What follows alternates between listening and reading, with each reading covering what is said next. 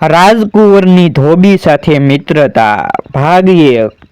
ઉજ્જૈની નગરીના રાજા વીર વિક્રમનો કુંવર 18 વર્ષનો ભર જુવાન થયો, પણ એને એક ધોબીના છોકરા સાથે ભાઈબંધી થઈ। નામ ધરમસિંહ, પણ લોકો એને ધમલો કહેતા। ધમલા વિના કુંવર ડગલું ન દે। ધમલાને અને રાજકુંવરને આંતરે ગાંઠિયું બંધાણી। એક દિવસ વિક્રમ ચરિત્રને ધમલો ઘોડાગાડીમાં હારોહાર બેઠા છે। ગાડી નગરીની બજારમાં દણણ કરતી ચાલી જાય છે। શહેરની વસ્તી રાજકુંવરને જુહારી રહી છે। એમાં રાજાના મઠણસંગ નામના અમીર સામા ચાલ્યા આવે છે। મઠણસંગ વટનો કટકો છે। એણે જેમ જોયું કે આહાહા, રાજકુંવર હારે ધમલો ધોબી બેઠો છે, અને વિચાર્યું કે ઓય ધાડેના રાજકુંવર સાથે મારે આ ધમલાને જુહાર કરવા પડશે, સલામ લેવી પડશે। એટલે મઠણસંગ તો ફટ કરતા પાછા વળીને રાજ દરબારમાં આવ્યા। એના મનમાં રંજ ભર્યો છે। લાલઘુમ આંખોમાં રેંસના ગોસાળા સવાઈ ગયા છે। મહારાજ વિક્રમાદિત્ય કહે છે, મઠણસંગજી, કાયબે શું છે? મહારાજ, કાયબે નહીં, એટલું બોલી ચૂપ થઈ ગયા ને તલવાર પટ્ટો રાજાના શરણમાં ધરી દીધો। રાજા કહે, મઠણસંગજી, તમને કોઈએ કંઈ કહ્યું તો કહે? ના, મને કોણ કહેનાર, અને કહે તો હું ફરિયાદ પણ ન કરું। એનો જવાબ તલવારથી આપું, પણ આ તો દુહો। હસું તો દંત પારખે, રોવું તો કાજળ જાય। મન કો મન મેં ઝૂરણો, ધન લકડી કો ખાય। કહેવાય પણ નહીં ને સહેવાય પણ નહીં, એવું થયું છે મહારાજ। રાજા વિક્રમ કહે, કહેવું જોઈશે। મઠણસંગ કે, વાત અઘરી છે બાપુ। રાજા કહે, મઠણસંગજી, વિક્રમ માટે કંઈ અઘરું નથી, માટે બોલી નાખો। તમોને માતા હરસિદ્ધિની આણ્ય છે। મઠણસંગ, હે રાજા, તમારા પાટવી કુંવરે કોની ભાઈબંધી કરી છે જાણો છો? રાજા કહે, ના। મઠણસંગ કહે, ધમલા ધોબી વિના કુંવરને ચેન પડતું નથી। આજ ગાડીમાં બેસીને મને સામા મળ્યા, મેં જુહાર કર્યા નહીં।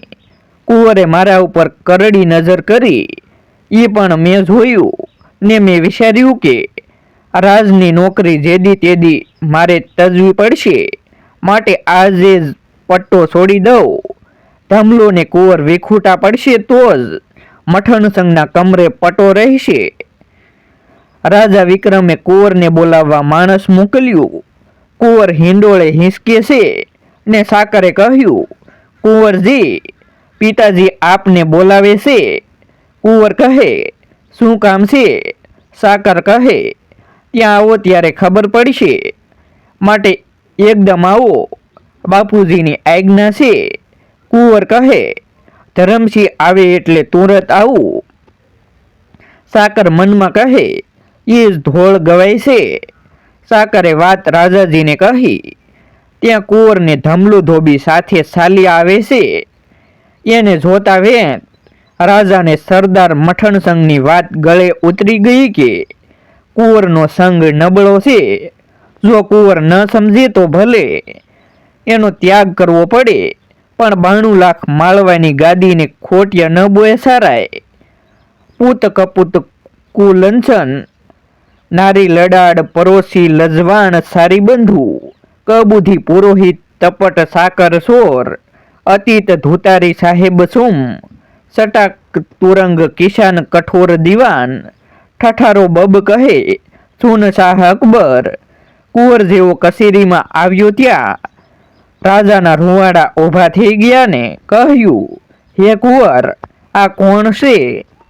કુંવર કહે, પિતાજી, મારો મિત્ર છે ને નામ છે ધરમસિંહ ધોબી। રાજા કે, ભાઈ, આ નવતેરી ઉજ્જૈની નગરીમાં તું ને કોઈ ન મળ્યું, અને તે ધમલા ધોબીની ભાઈબંધી કરી। કુંવર કહે, બાપુ, હું બોલે બંધાણો છું કે હું તારો ત્યાગ નહીં કરું। ભલે મારે ઉજ્જૈનના રાજ છોડવા પડે, હું પણ રાજા વીર વિક્રમનો પુત્ર છું. મઠણ સંગ મનમાં વિચારે છે કે મારું થઈ છે ને કાંઈ, આ કરતાં તો મેં જ માળવો મૂક્યો હોત તો સારું થાત. ત્યાં તો રાજા વિક્રમે પાટવી કુંવરને આજ્ઞા આપી કે હું તને 12 વર્ષનો દેશવટો દઉં છું. વિક્રમ સરિત ઉજ્જૈની છોડીને કાળો ઘોડો અને કાળો પોશાક ધારણ કરી ખરસી પાણી ભાતું ને સાથે બીજો પણ રાજવંશીને સાદો પોશાક બાંધી ચાલી નીકળ્યો. કેડામાં ધમલાનું ઘર આવ્યું. ધમલો તો મોટે સાદે રોવા લાગ્યો ને બોલ્યો, ભાઈ હવે મારું કોણ, હું ક્યાં જાઉં, માટે મને પણ સાથે લ્યો. કુંવર કહે, ધમલા, ત્યાં ધોબી ઘાટે લુગડા ધોવા નથી, હું જાઉં છું વનવારા. ત્યાં તો સાગ સીસમ વગેરેની ઘટોટપ ઝાડી હશે ને વંકા પહાડો, એમાં રીંછ ભીંસ વાંદરા વરુ વાઘ અટકતા હશે. ધમલા, જ્યાં થોડાઓના સાંભળા પણ ઉતરડાઈ જાય એવી વંકી ને વહમી વનરાઈ હશે, એમાં વસવું પડશે. ધમલો કે, ભાઈ મારા હાડ સાંભળાના ધણી તમે છો, એ તો જ્યાં તમે ત્યાં હું. વિક્રમ સરિત ને ધમલો ઘોડે ચડીને રવાના થયા. એને સુકન સારા થાય છે. કોરો કુંભ કુવારકા, ખંભે ખોબો જુવાર, એવે સુકને ચાલતા નક્કી પરણે નાર. અને માઠા સુકન કેને કહે કે આટો કીટોને સાસ ઘડો, છૂટે કેશે નાર. વન ટીલે વિપ્ર મળે, જાણીએ દેખી તો કાળ. પણ આ બેયને તો લોઢાના ભાંગે તેવા સારા સુકન થયા છે. હાલતા હાલતા સાંજ પડી છે. સાંજ પડી દન આથમ્યું.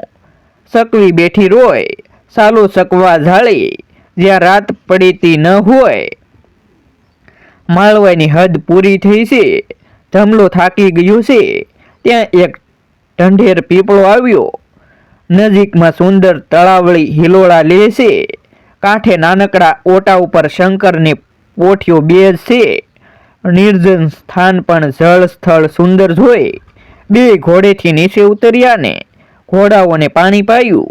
ઘાસિયા પાથરીને બેઠા તે સાથેના ભાતામાંથી થોડું ખાધું ને તળાવડીનું નીર અમૃત જેવું ખોબે ખોબે પીધું.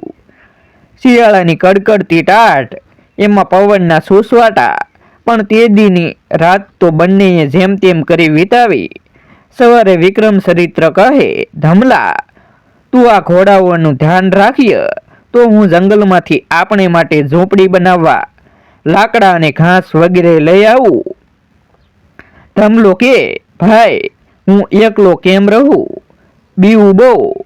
વિક્રમ ચરિત્ર કે, માળા ગાંડા, આ ભોળા શંભુનો આશરો છે ને કેમ બીવે છે.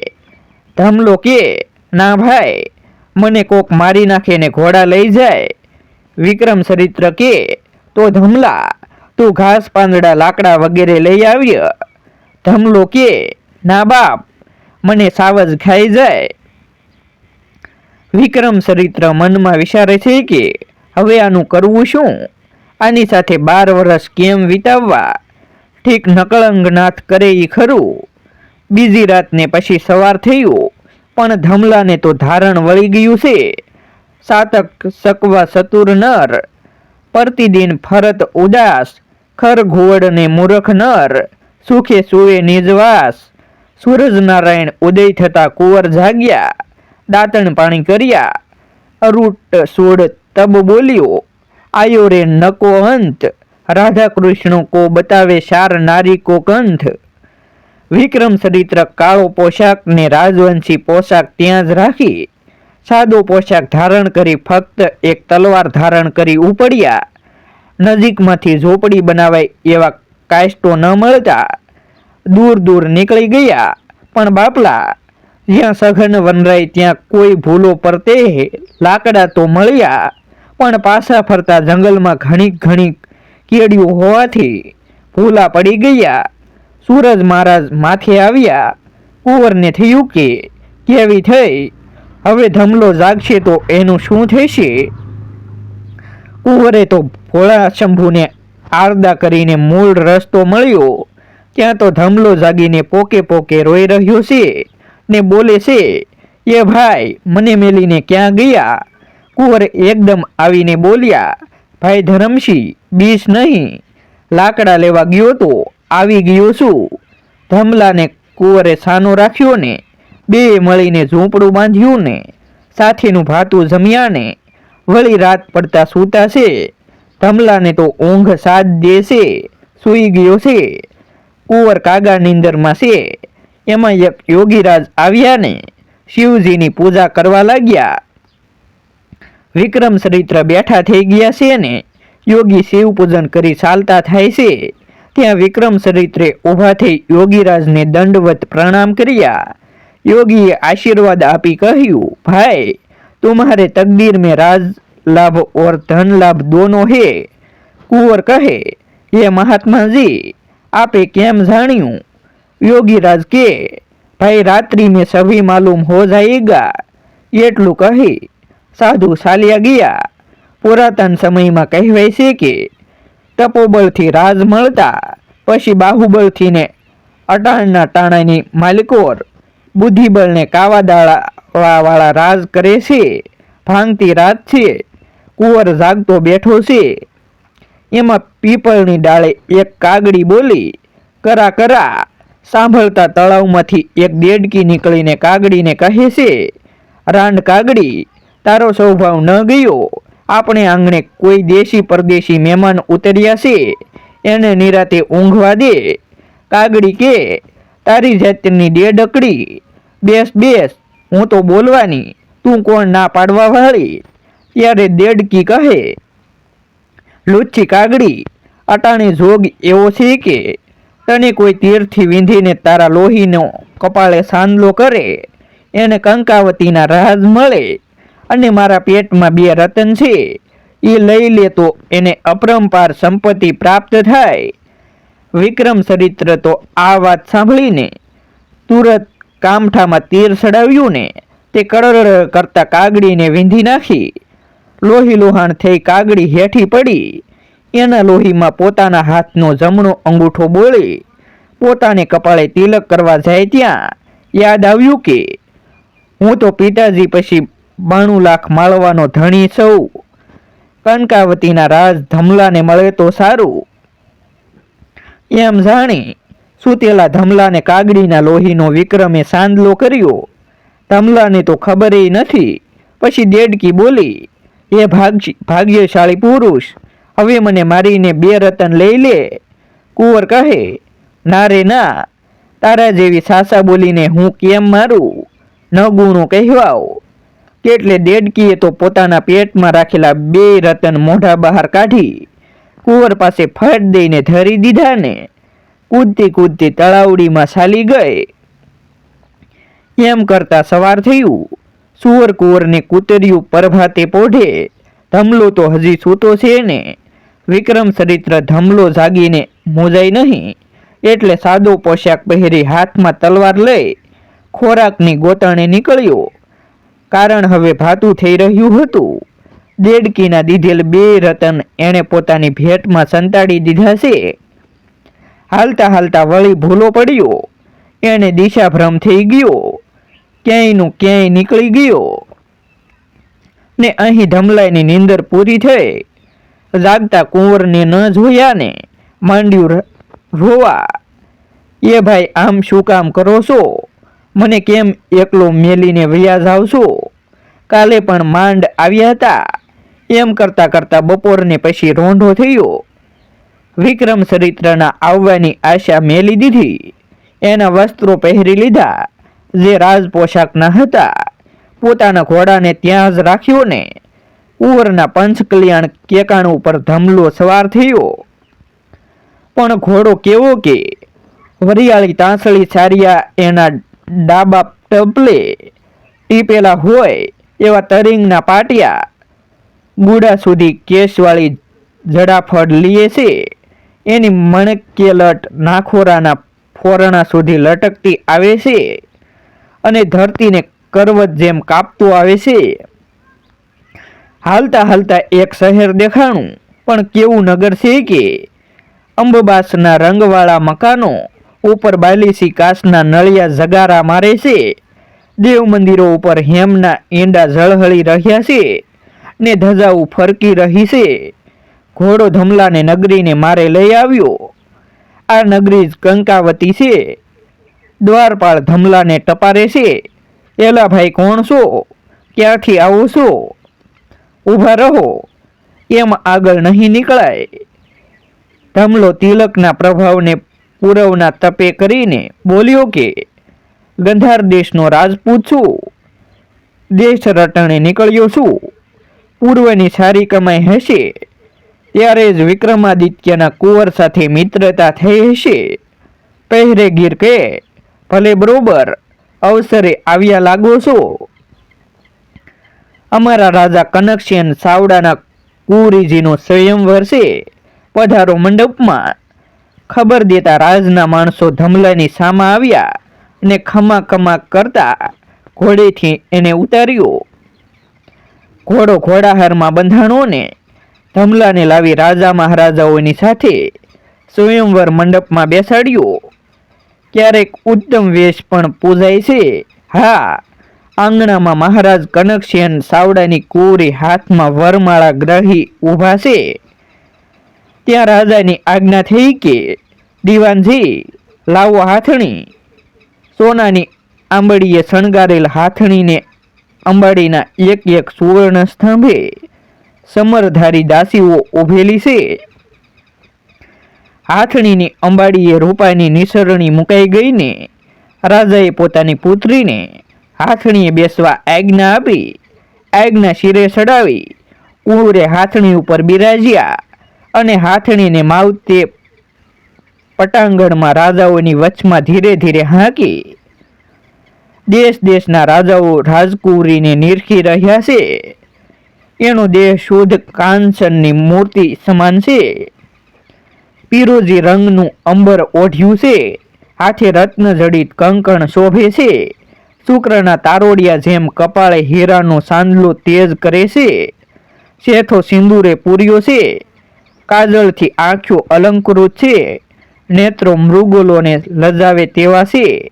આવી મનહરણ રૂપાળી રાજકન્યા હાથણી ઉપર બેઠેલી રાજાઓ વચ્ચે આવી. હાથણીએ પોસી પોસી પકડથી સૂંઢમાં પુષ્પમાળા પકડી છે. પણ બેલકો ફૂલ દિયો ગુહી કે કર, યારી કે હાથ ગુલાબ लिखानो डारियो गले तब हो गयो संपर्क, हेरी हसी तब कुंद को जानो नैन को प्रतिबिंब परियो गुलशोन, को रंग हो गयो मानो ऐसो कसु बदलियो अंग में रंग, देखत हीन मन मेरो लुभानो, गोरीना हाथमां वेलનું સફેદ ફૂલ દીધું તા ગુલાબનું દેખાણું ફૂલ, એણે ગળામાં પહેર્યું ત્યાં સંપકનું ફૂલ બની ગયું. ફૂલ જોઈ હસી ત્યાં દાડમની કળીઓ જેવું લાગ્યું. ફૂલ ઉપર એના નેણની પ્રભા પડી એટલે ગુલશોનનું થઈ ગયું. એમ જે અંગમાં આ પ્યારીએ ફૂલ ધારણ કર્યું એવો જ ફૂલનો રંગ થઈ જતા મારું મન લોભાઈ ગયું. સાવડા રાજાના કવિએ કહ્યું કે હે સભાજનો, આ હાથણી પુષ્પમાળા જે પુરુષને પહેરાવશે એને આ રાજકુંવરી વરસે અને મહારાજા કનકસેનને પુત્ર ન હોવાથી રાજનો માલિક પણ તે પુરુષ બનશે. ત્યાં તો રાજાઓ વળી સામાનમાં માંડ્યા થવા, કોઈક તો મૂસે તાવ દઈ ખોખારા ખાવા લાગ્યા, વળી કોઈ પોતાના ઈષ્ટદેવનું સ્મરણ કરવા માંડ્યા કે મને કુંવરી વરે તો હું આટલી માનતા ચડાવીશ. રાજાઓ તલ પાપડ થઈ રહ્યા, પણ એ વખતે માથે પ્રભુને વાત રાખવી છે તે હાથણીએ તો ધરમસિંહ ધોબીની ડોકમાં વરમાળા આરોપી સ્વયંવરમાં દેકારો મસ્યો. કેટલાક રાજાઓ બોલ્યા, અરે આને કોઈ ઓળખતું પણ નથી, હાથણી બાઈ માણસની જાત્ય ભૂલી ગણાય, હવે હાથી શણગારો. ત્યારે કુંવરી કહે છે, હે સભાજનો, હાથણી ભૂલી નથી, મારા ભાગ્યમાં એ જ પુરુષ હશે, માટે હાથણીએ આરોપેલ પુષ્પમાળા વાળો પુરુષ મારો પતિ છે, બીજા બધાય મારા ભાઈ બાપ છે. જો કોઈ ટંફો ફિસાદ કરશો તો હું કટાર ખાઈ મરી સ્ત્રી હત્યા દઈશ. રાજા કનકસેન સાવડે તો ધરમસિંહને પોતાની કુંવરીને કંકાવતી નગરીના રાજ અર્પણ કર્યા. લગ્ન વિધિ વખતે ધમલે કહ્યું કે હું ગાંધાર દેશનો ક્ષત્રિય છું. રાજા કે ભલે ભાઈ ગમે તે હો, તું મારો જમાઈરા છો. આ ખડગ લે, એને અનીતિના પંથ વાપરતો નહીં. ન્યાય નીતિથી મારી પ્રજાનું પાલન કરજે. એવા વિધિના લેખ ધમલાને કંકાવતીના રાજતિલક થયા. નોબતો ગળેડી, શરણાયું વાગી, વધાયું થયું. સાકુરું વહેસાણી, જય જયકાર થયો. રાજા ધરમસંઘની જય થાય. હરિએ કહ્યા વે લખ્યા, સઠી રેન કા એક જવ ઘટે ને, તલ વધેરે હો જીવ નિષ્કંક. રાજા કનકસેનને એક દિવસે કુંવરીને કહ્યું, બેટા મારે હવે ચોથી અવસ્થા છે, ઈશ્વર ભજન કરવું છે, માટે રાજી થઈને રજા દે. આવયે મનુષ્ય માથે મોતની ધજા ફરફરે છે. જયું જલ માહી લકીર પરી, સોટ ટલી કે ટલી રે. જયું મિશ્રી પયમાહી પરી, સો ભલી કે ભલી હે. દેવલ શેષ મઢાઈ ધજા, સો હલી કે હલી હે. બહ્ય મુનિ ત્યુહી દેહ કી આયુ, સલી કે સલી હે. કુંવરી કહે, બાપુ મારામાં પણ સ્વર્ગે સીધાવ્યા છે, એટલે મારો ત્યાગ એકદમ ન કરો. કહેતા કુંવરીની આંખોમાં આંસુડા ઉભરાણા. બેટા કાલ્યની કેને ખબર છે, મારા વૈરાગ્ય આડી ન ફર્ય, દેહનો ભરોસો છો. આપણા દીવાનને તું પિતા તુલ્ય જાણજે. રાજાએ સંન્યાસ લઈ કાશીવાસ કર્યો. આગલો ભાગ જોવા માટે અમારી યુટ્યુબ ચેનલ સબસ્ક્રાઈબ કરો અને વિડીયોને લાઈક અને શેર કરવાનું ભૂલશો નહીં.